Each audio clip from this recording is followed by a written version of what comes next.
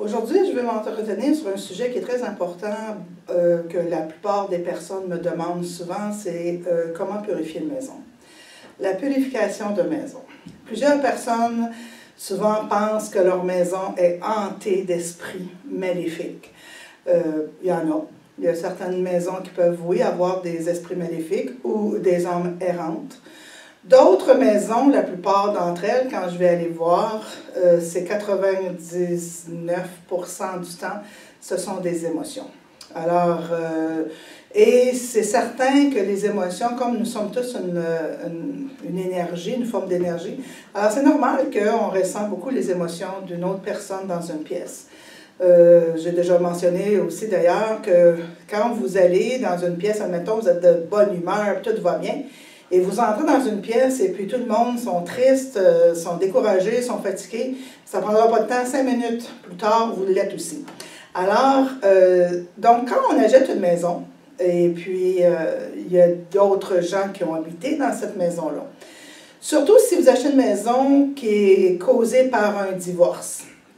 Alors, évidemment, il doit y avoir eu beaucoup d'émotions dans cette maison-là et ça s'est terminé par un divorce. Alors, c'est important pour vous, surtout si vous êtes une personne sensible aux émotions. Il y a des gens qui vont entrer dans cette maison-là, puis ils ressentiront rien, ça va bien aller, ils vont faire du ménage, puis tout va être beau.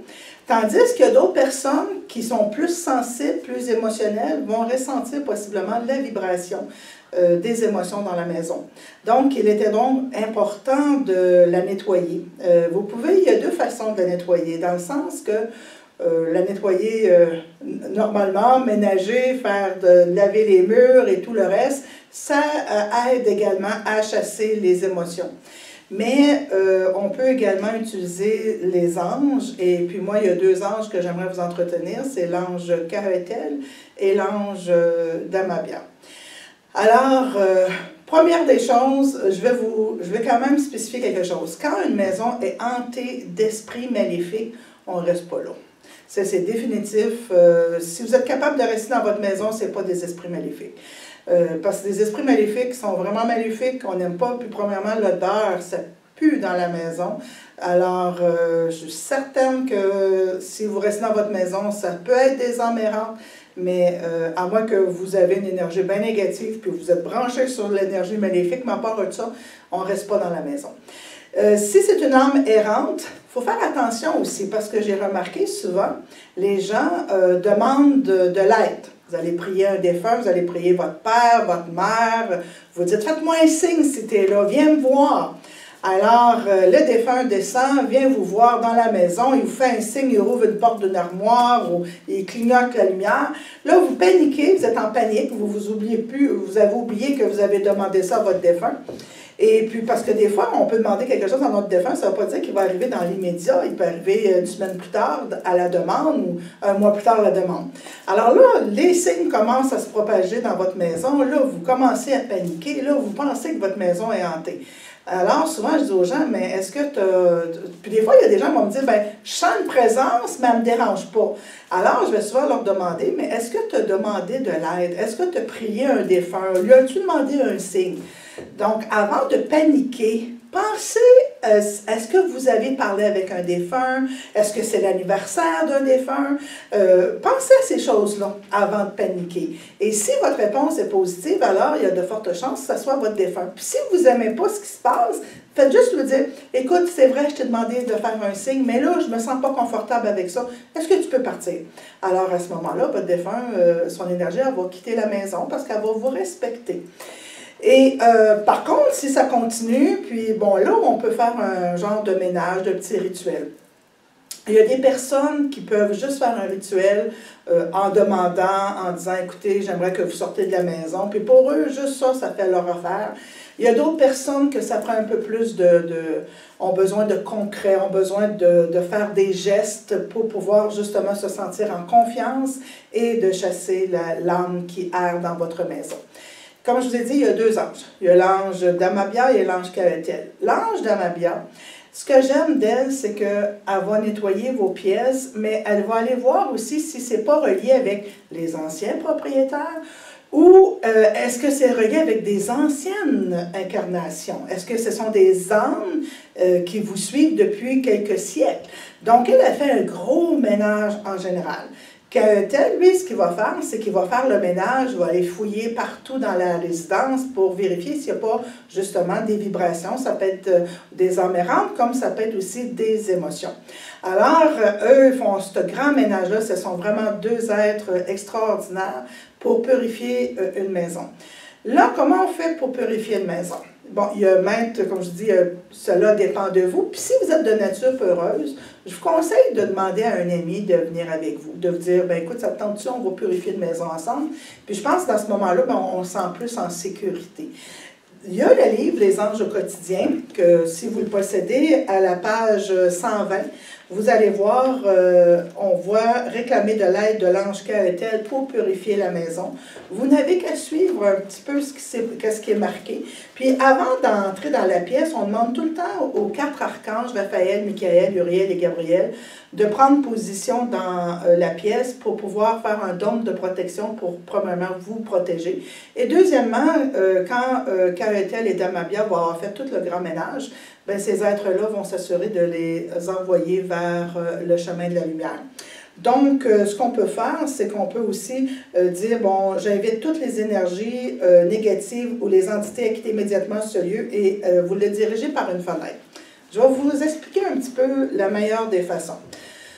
Dans votre chambre à coucher, c'est là que vous ressentez davantage les vibrations. Admettons qu'il y a une âme errante dans votre chambre à coucher. C'est certain que si on veut l'enlever, on va, quand vous allez aller, fermez tout de suite votre porte de chambre à coucher. Parce que c'est certain, si vous faites un ménage, alors elle peut s'en aller dans une autre direction, elle peut aller dans le salon ou quoi que ce soit. Fait qu'on ne veut pas qu'elle sorte. Alors, aussitôt que vous rentrez dans votre chambre à coucher, vous fermez la porte. Et moi, ce que je fais, pour moi, je vais demander aux anges de faire une ligne de protection, mais vous pouvez aussi utiliser du sel. Moi, j'ai fait un petit bruit, c'est du sel purifié. Je fais une petite lignée de sel purifié. Je vais vous dire une chose, c'est tellement minime. Tu sais, vous prenez une petite pincée de sel, vous faites votre petite lignée. Fait comme ça, ben, c'est comme une petite ligne de protection. Ça veut dire que s'il y a des vibrations qui est dans la chambre à coucher, elle ne sortira plus parce que vous l'avez bloquée. Et là, à ce moment-là, vous vous dirigez vers une fenêtre et vous faites la petite ligne de protection en même temps. Vous ouvrez la fenêtre, okay? Parce que là, vous voulez que l'émotion ou l'entité sorte par la fenêtre.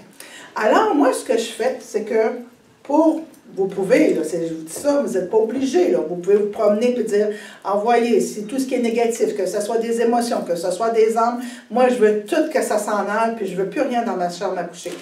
Moi, j'aime ça prendre un petit balai. Je fais comme semblant, tu sais, j'ai poussette partout, puis je nettoie. Puis une autre affaire aussi que vous devez faire, c'est que quand vous rentrez dans votre chambre, bon, vous fermez votre porte, mais allez ouvrir vos portes de garde-robe également. Alors, il ne faut pas oublier tous les petits raccoins, et on nettoie. Ça peut prendre 5 minutes, vous allez voir, vous vous promenez, puis c'est certain que s'il y a des gens qui vous regardent, ils vont trouver ça très drôle de vous voir aller. Mais en même temps, c'est que pour vous, c'est important, vous faites des gestes et vous dites de partir. Vous allez voir, ça ne prendra pas de temps, ça peut prendre 5 minutes, plus ou moins. Donc, vous sentez comme si il y avait une énergie ça va baisser dans la pièce. Et comme si vous allez sentir le calme vraiment envahir votre pièce. Quand vous sentez là, que c'est vraiment calme et qu'il n'y a plus rien, à ce moment-là, vous savez que ça a été dirigé vers la fenêtre.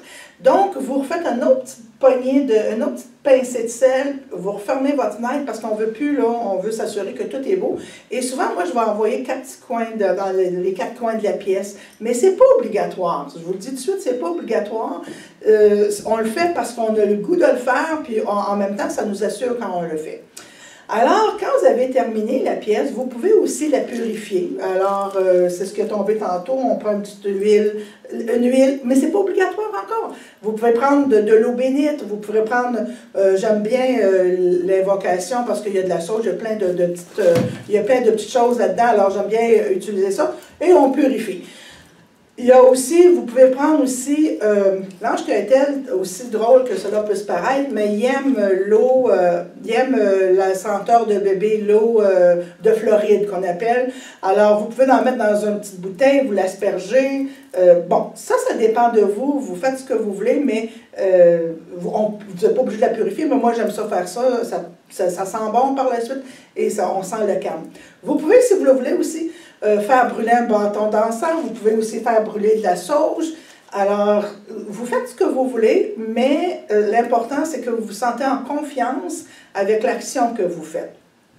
Une autre affaire aussi qu'on peut utiliser, si vous êtes adepte d'un pendule, que vous savez comment fonctionne un pendule, si vous voulez dans la pièce, vous pouvez aller avec votre pendule et demander, est-ce qu'il reste encore des énergies dans cette pièce-là? Vous allez voir, si le pendule ne bouge pas, il n'y en a plus. S'il bouge un petit peu, il bouge un petit peu, bien à ce moment-là, avant de fermer votre fenêtre, évidemment, vous utilisez votre pendule. Alors s'il bouge un petit peu, fait que vous refaites encore le même principe. Vous demandez au pendule, si le pendule ne bouge pas, alors tout est bien là, vous pouvez aller fermer votre fenêtre. Il y a des gens, on peut aussi demander, est-ce qu'il y a des entités dans ma pièce? Si oui, montrez-moi-le. Fait que le pendule va se diriger vers les endroits. Mais n'oubliez pas, si c'est certain que vous devez être adepte, vous devez connaître comment fonctionne un pendule. C'est un autre outil qu'on peut utiliser si vous voulez vraiment faire la purification de la demeure. Maintenant, moi, ce que je fais après que j'ai fait une purification dans une chambre, je vais utiliser un objet quelconque. Ça peut être un ange, ça peut être un objet, un bibelot que j'ai dans ma chambre à coucher, puis je vais demander aux anges, aux archanges Raphaël, Michael, Uriel, de bâtir un dôme de protection, de protéger. Cet objet-là va agir à titre de protection. Alors, on peut faire ça également. Quand vous avez terminé cette pièce-là, après ça, vous sortez de la pièce, vous fermez la porte, puis faites une autre petite pincée de sel. Vous pouvez faire ça si vous désirez. Ensuite, vous descendez, et puis vous allez, ça tout dépendamment d'où vous demeurez, mais après ça, vous êtes dans l'autre pièce. Et vous faites la même chose. Donc, dans l'autre pièce, vous ouvrez la porte, vous la fermez automatiquement, vous faites votre petite pincée de sel. Vous allez ouvrir une fenêtre et là, vous faites encore le même principe pour nettoyer votre maison. Et vous allez voir qu'à la fin de la journée, votre maison va être très calme. Remarquez bien, s'il n'y a pas de fenêtre dans votre maison, admettons que vous faites une pièce et il n'y a pas de fenêtre, c'est pas grave. Dans ce cas-là, vous laissez la porte ouverte et une autre porte où il y a une fenêtre, et vous le demandez de diriger vers cette fenêtre-là, puis vous le dirigez vous-même. Tu sais, allez-vous-en par là, là. Alors, vous le dirigez. Alors, c'est une façon de purifier votre maison. Comme je vous ai dit, on peut utiliser aussi de la sauge, des bâtons de sauge. On peut se promener avec les bâtons de sauge. Mais tu sais, je veux que vous sachiez une chose. Ce sont des accessoires. Et on peut faire tout la même façon. On peut rentrer dans une pièce, on peut dire, OK, là, partez, là, je ne veux plus rien avoir ici. On peut aussi juste nettoyer les murs, on peut faire, quand on passe le vacuum, en même temps, on dit, bon, bien là, il faut que ça s'en aille, je ne veux plus avoir de négativité, je ne veux plus rien avoir dans ma pièce. On peut aussi prendre un objet, le faire purifier par les anges et dire aux anges, bien, assurez-vous que dans cette pièce-là, vous remontez l'énergie de la pièce. Alors, il y a plusieurs façons d'apporter un bien-être dans chacune de vos pièces de la maison. Mais je veux que vous sachiez, c'est très important, avant de penser que votre maison est hantée d'esprit, alors assurez-vous que vous n'avez pas fait, si vous avez fait une demande, c'est normal. Il y a aussi notre psychologique. Hein? Vous savez, si une journée, vous vous couchez, puis que là, vous pensez que la maison est hantée, alors vous vous couchez, le moindre bruit qui va se faire dans la maison, vous allez paniquer. Et là, quand on commence, on est très bon pour imaginer, faire des scénarios dans notre tête. Donc, il faut aussi faire attention avec ça. Je ne vous dis pas que tout le monde se font des scénarios. Ce que j'essaie de dire, c'est que la plupart du temps, quand on va aller dans une maison pour purifier une maison, une demeure, la plupart du temps, ce que je vais remarquer, ce sont des émotions. Une autre affaire que je vais vous dire, que vous allez trouver peut-être très, très drôle, il y a aussi, dans les pièces de la maison, il y a aussi des objets. des objets qu'on a, mais ces objets-là peuvent être aussi des objets qui sont pas hantés dans le sens qu'ils ont des esprits, mais peuvent être hantés d'émotions. Un exemple, vous avez reçu un cadeau à un moment donné d'une personne, bon, dans le temps, vous l'aimiez beaucoup. Là, après une dispute, vous vous êtes séparés, puis tout ça, ça va super mal, vous ne l'aimez plus, vous êtes vraiment, vous avez beaucoup de rancune par rapport à cette personne-là. Et vous avez l'objet qu'elle vous a remis dans la maison. Puis à chaque fois que vous regardez l'objet, vous avez juste envie de le prendre et de le jeter aux poubelles, mais vous ne voulez pas le jeter aux poubelles parce que l'objet peut-être d'une valeur, une valeur monétaire, puis vous n'osez pas.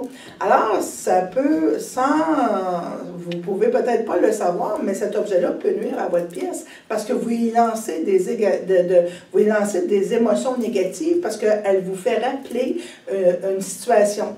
Donc, encore là, moi, j'invite toujours les gens, avant, quand vous sentez une vibration dans une pièce en particulier, regardez la pièce. Y a-t-il quelque chose dans cette pièce-là qui vous fatigue, qui vous tape sur les nerfs? Est-ce que ça peut être la couleur de vos murs, ça peut être, tu sais, regardez profondément avant de penser qu'il y a une âme errante.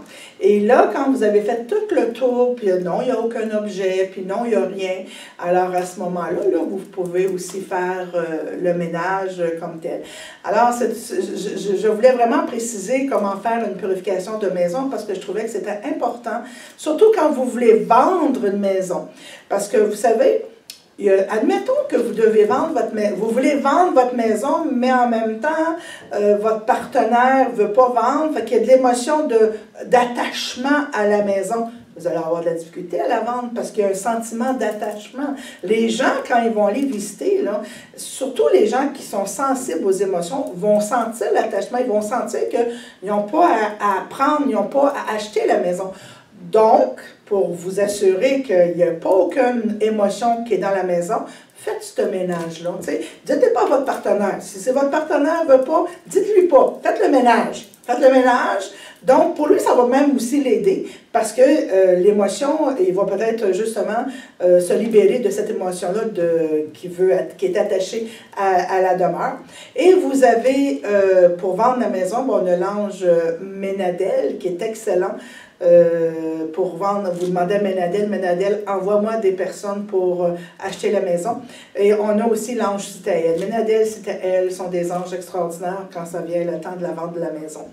C'est la même chose aussi quand on achète une maison. Alors, on n'achète pas juste la maison, mais on achète exactement ce qui était à l'intérieur de la maison. Et alors, je vous conseille aussi de faire un genre de petit ménage. Mais vous savez, quand on fait un ménage ordinaire, qu'on nettoie, on fait bon, vous lavez vos murs, vous lavez vos planchers, quoi que ce soit, c'en est un genre de ménage également. Mais vous pouvez, il n'y a rien, je pense que c'est aussi agréable de faire le petit ménage avec mon petit balai, là, puis dire, ben, s'il y a de quoi qui n'est pas bon ici, ben, je veux l'envoyer dans une pièce, je ne veux plus l'avoir ici. Et surtout quand c'est un cas de divorce. Quand c'est un cas de divorce, je vous conseille vraiment de faire la petite purification de maison. Alors, j'espère que les informations vous ont aidé. Et puis, si jamais vous avez l'envie de le faire, bien, regardez les anges au quotidien.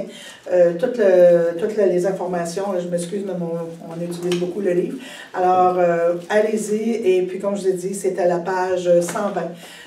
Faites-le, puis vous allez voir après ça les résultats magnifiques que vous allez avoir. Votre pièce, vous allez mieux dormir. Surtout quand, vous savez, quand vous entrez dans votre chambre à coucher puis faites de l'insomnie, des fois on dit « oh, on a trop de tracas, tout ça », mais oui, on peut quand on a trop de tracas, mais n'oubliez pas aussi que s'il y a beaucoup d'émotions dans la pièce à coucher, bien c'est normal que vous allez avoir de la difficulté à dormir. Fait qu'en faisant un petit rituel de cette façon-là, bien simple, vous allez peut-être avoir de meilleures nuits de sommeil. Merci.